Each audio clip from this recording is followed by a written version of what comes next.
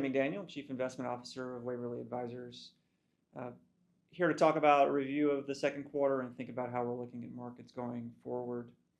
Second quarter was strong across the board. It was a bounce back from Iran war escalations in March. As the president walked back fears that things might spiral out of control, the market got calm pretty quick and really moved on to equities and artificial intelligence, and that was the dominant theme for the rest of the quarter. Something we're talking with clients a lot about is composition of portfolios. AI is such a dominant theme in the economy, in markets, in our lives, that when we look at portfolios, we're seeing indexes shift pretty rapidly, and we just need to be aware of what's going on. It's not a worrisome trend. It's not a worrisome trend. It's just something you've got to be aware of and pay attention to. And a good example of that is in emerging markets, where the weight and exposure of AI within a passive index of emerging markets has shifted dramatically over the last 2 years, primarily driven by a handful of companies. Taiwan Semiconductor, which is the leading manufacturer of advanced semiconductor chips, Hynix in South Korea. Memory and high bandwidth memory has become a big bottleneck in AI. I mention all this really just to say that if you don't pay attention to your portfolios and you have a sort of a generically allocated portfolio across regions, across size, the actual risk you're taking under the hood has changed pretty quickly. And not all risk is created equal. You may have AI exposure in high bandwidth memory, and that's a pretty high risk, high reward investment. You may have AI risk through the mega caps in the United States, and that's a lower risk, lower reward investment. So even though they're all artificial intelligence investments, you have to think about those differently and distinctly when you're building a portfolio. It's an exciting time. There's a lot of upside from artificial intelligence, and we think and talk about it every day, both in our lives and in our portfolios.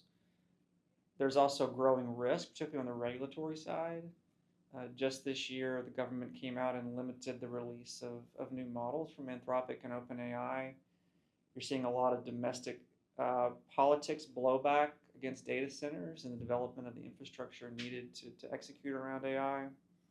These are just things that we've got to pay attention to and think about, especially for a theme and an exposure in portfolios that's as large as artificial intelligence has become.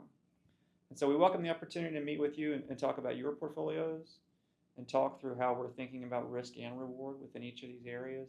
It's a very exciting time. It's intellectually challenging. There's a lot of debate in markets over future fundamentals, which is a very healthy market. The riskier markets are the ones where everybody's all in agreement, because when everybody's in agreement, we're probably going to be wrong, and you can end up off sides.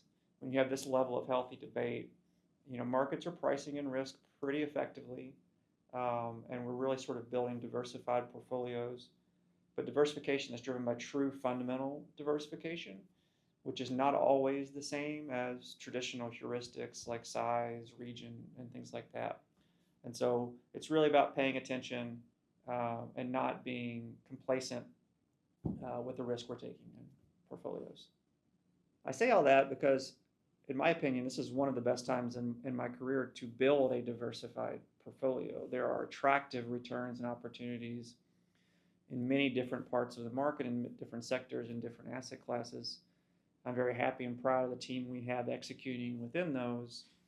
You just really need to be deliberate. You need to go 2 or 3 levels deep and really think about how will these assets, these investments behave if X happens? How will they behave if Y happens? And are we protected in either way? Because this is it's an exciting time in markets, but it's also a lot of uncertainty. Nobody really knows where value will be captured within our artificial intelligence. Will it be the mega caps and the hyperscalers? Will it be the semiconductor companies? Will it be the application layer? Will most of it flow to businesses and consumers and consumer surplus?